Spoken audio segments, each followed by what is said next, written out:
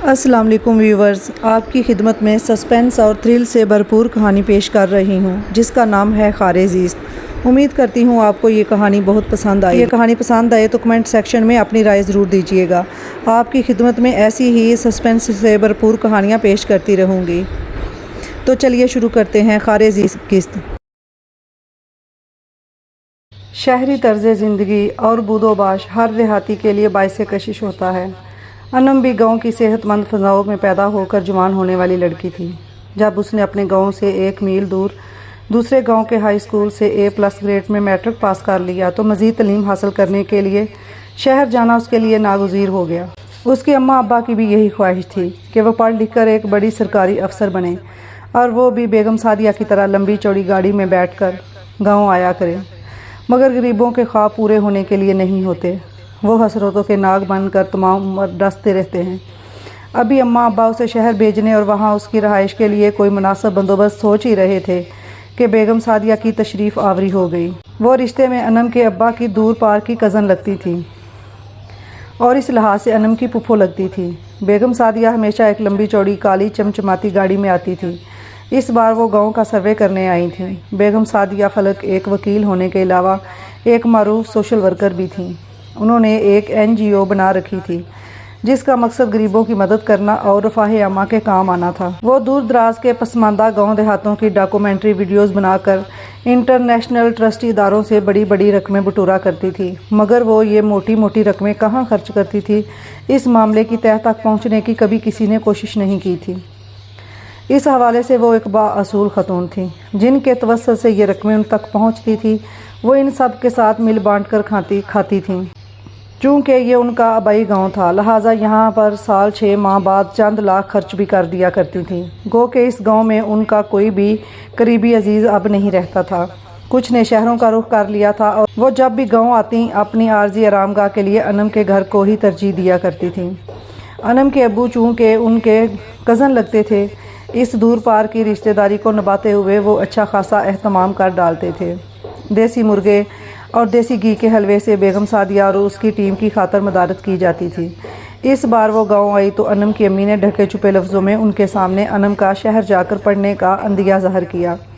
بیگم سعدیہ نے سن کر حوصلہ افزائی کی اور ساتھ ہی انم کو اپنے گھر میں رہنے کی پیشکش بھی کر ڈالی۔ انم کے امی ابو ان کے منہ سے شاید یہی الفاظ سننا چاہ رہے تھے۔ وہ دونوں خوش ہو گئے، جبکہ بیگم سعدیہ کو انم کے روپ میں کچن کے لیے اور دیگر گھریلو ذمہ داریاں سنبھالنے کے لیے ایک منتظم اور ملازمہ دکھائی دے رہی تھی۔ انہوں نے کچھ سوچ کر ہی اسے ساتھ لے جانے کی حامی بھری تھی۔ انم نے اپنے کپڑے بیگ میں رکھے اور رزلٹ کارڈ کے ساتھ کچھ دوسرے ڈاکومنٹس بھی ساتھ میں ٹھونس لیے اور بیگم سعدیہ کی گاڑی میں ان کے برابر بیٹھ گئی۔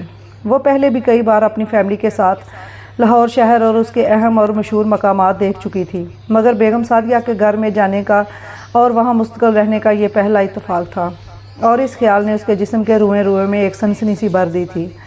راستہ بھر وہ دل میں ایک انوکھی ایکسائٹمنٹ محسوس کرتی رہی۔ جب گاڑی ان کے 4 کنال کے خوبصورت بنگلے میں انٹر ہوئی تو وہ آنکھیں پھاڑ پھاڑ کر سرسبز اور وسیع و عریض لان کے بیچوں بیچ بنے ہوئے اس دلکش سوئمنگ پول کو دیکھنے لگی جو اس وقت نیلگوں پانی سے بھرا ہوا تھا۔ گاڑی طویل ڈرائی وے پر دوڑتی ہوئی جب پورچ میں جا کر رکی تو بیگم سعدیہ اپنی بیش قیمت ساڑی کا پلو سنبھالتے ہوئے گاڑی سے نیچے اتری۔ انم بھی جھٹ سے اپنے بیگ کو سنبھالے نیچے اتر آئی۔ آؤ اندر چلیں، بیگم سعدیہ نے ہاتھ سے اشارہ کیا۔ کنت چال چلتی ہوئی اس کے آگے چلنے لگی۔ اتنا شاندار محل دیکھ کر وہ خود کو احساس کمتری میں مبتلا محسوس کر رہی تھی۔ حالانکہ انم ایک با اعتماد اور سمجھدار لڑکی تھی۔ اندر جا کر سب سے پہلے بیگم سعدیہ نے اسے اس کا کمرہ دکھایا جو نیچے والے پورشن میں بیگم سعدیہ کے بیڈ روم سے کچھ فاصلے پر تھا۔ یہ رہا تمہارا کمرہ، تم فریش ہو کر باہر آ جاؤ، ساتھ میں بیٹھ کر چائے پیتے ہیں، انہوں نے کمرے میں داخل ہو کر کہا۔ وہ اس بات میں سر ہلا کر رہ گئی۔ سعدیہ باہر نکل گئیں تو اس نے کمرے پر طائرانہ نگاہ ڈالی۔ کمرہ خوبصورتی سے سجایا گیا تھا اور ہر قسم کی جدید آسائشوں سے مزین تھا۔ وہ واش روم میں گئی جو کمرے کے ساتھ اٹیچڈ تھا۔ واش روم بھی بہت صاف ستھرا اور وہ چند منٹ واش روم اور من ہی من میں سراہتی رہی، پھر ہاتھ منہ دھو کر باہر آ گئی۔ ڈریسنگ ٹیبل کے آگے کھڑی ہو کر اپنے لمبے بالوں میں کنگھی کی، انہیں کیچر میں قید کر کے سر پر دوپٹہ درست کیا اور باہر آ گئی۔ بیگم سعدیہ اس وقت لاؤنج میں رکھے صوفے پر ٹانگ چڑھائے بیٹھی تھیں۔ ان کے آگے سینٹر ٹیبل پر چائے کے علاوہ دیگر لوازمات بھی رکھے ہوئے تھے۔ وہ خاموشی سے ان کے پاس جا کر دوسرے صوفے پر بیٹھ گئی۔ چائے لو نا، ٹھنڈی ہو رہی ہے، بیگم سعدیہ نے بڑی اپنائیت سے کہا۔ اس نے ایک کپ اٹھا لیا۔ ساتھ میں یہ چیزیں بھی لو، ہچکچاؤ مت، اسے اپنا ہی گھر سمجھو۔ جی، اس نے ایک بسکٹ اٹھایا اور چائے میں ڈبو کر کھانے لگی۔ میں نے 3-4 کالجز کے بارے میں انفارمیشن لینا شروع کر دی ہیں، ان میں سے جو کالج سب سے اچھا لگے گا وہیں تمہیں ایڈمٹ کرواؤں گی، انہوں نے مسکرا کر کہا۔ جی، انم نے ممنونانہ انداز میں سر ہلایا۔ تم مجھے آنٹی اور میرے ہسبینڈ کو انکل کہہ کر مخاطب کر سکتی ہو، انہوں نے انم کے لیے گویا آسانی پیدا کر دی، ورنہ وہ اسی سوچ میں ہلکان ہوئی جا رہی تھی کہ رشتے میں پھپھو لگنے والی اس بیگم سعدیہ کو کیا کہہ کر مخاطب کرے، کیونکہ اس نے آج تک کبھی انہیں براہ راست مخاطب نہیں کیا تھا۔ یہ تمہارا اپنا گھر ہے، کسی قسم کی چیز کی ضرورت ہو تو بلا جھجک مجھے کہنا، وہ اپنائیت بھرے لہجے میں کہہ رہی تھی۔ اوکے، انم نے پھر سے تفہیمی انداز میں سر ہلایا۔ آپ اتنے بڑے گھر میں اکیلی رہتی ہیں؟ میرا مطلب ہے صرف آپ اور انکل دونوں اکیلے رہتے ہیں؟ اس کی بات سن کر انہوں نے ایک ہلکا سا کہا لگایا۔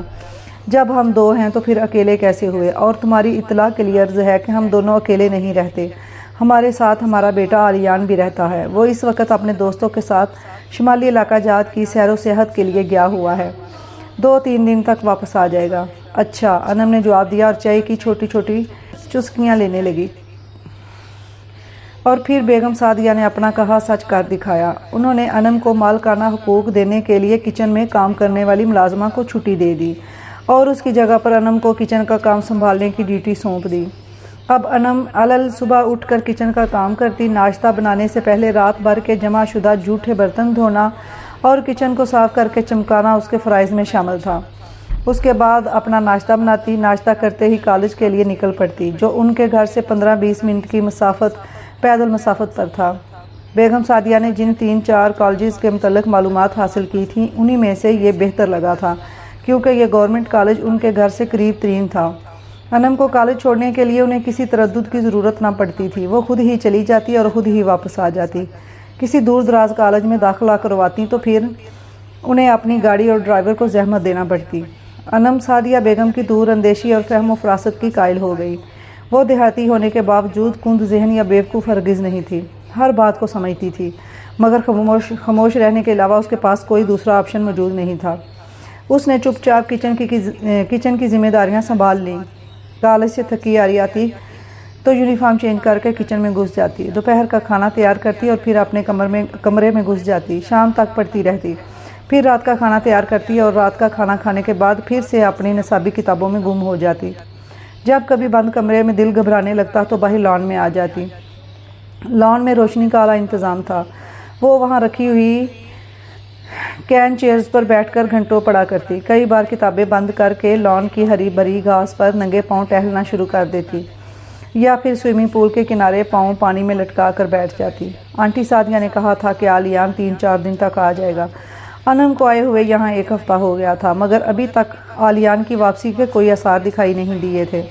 اس کے دل میں آلیان کو دیکھنے اور اس سے ملنے کا تجسس جاگ رہا تھا، اور یہ ایک فطری بات تھی۔ وہ سوچتی تھی کہ آلیان دیکھنے میں کیسا ہوگا، شاید انکل فلک شیر کی طرح سانولا سلونا اور موٹے نقوش والا، یا پھر آنٹی سعدیہ کی طرح گورا چٹا اور تیکھے نقوش والا، یا پھر ان دونوں سے مختلف۔ وہ اپنے ذہن میں آلیان کی مختلف شبیہیں بناتی اور مٹاتی رہی۔